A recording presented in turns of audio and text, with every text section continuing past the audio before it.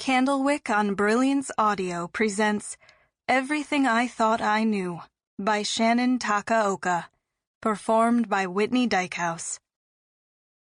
Here's one of the many things I thought I knew that turns out to be wrong. You need to fall in love to end up with a broken heart. That's not how it was for me. At least, not at first. Sometimes things, glass, eggs, hearts, just break, and there's no way to put them back to their exact original form. You can't stir the cream out of your coffee. A broken plate, even if you glue it, will always have cracks. This is just basic physics. Or, more specifically, the second law of thermodynamics. Not to nerd out on you too much. But I'm already getting ahead of myself, which I tend to do because my brain never seems to want to slow down and just be still. There's too much going on in there, especially now. So let's rewind a bit and begin with the moment the universe decided to start messing with all my assumptions and well-laid plans. Big time.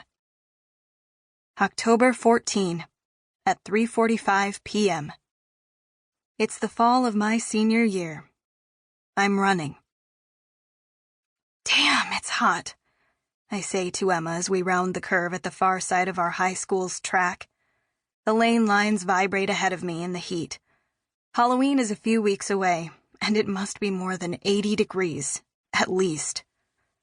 Emma, her auburn ponytail smooth and perfect, looks like she's barely broken a sweat. Is it? She asks. Feels pretty good to me. A warm spell, typical for the San Francisco Bay Area in the fall, has brought us beach weather in the middle of a month packed with college application submissions, after-school practices, and, as always, piles of homework. The result? We won't, in fact, be hanging at the beach. Cross-country is basically the only time I get to breathe outdoor air. We're doing intervals today, and Emma's pace seems faster than usual. As soon as we are side by side, she pulls ahead.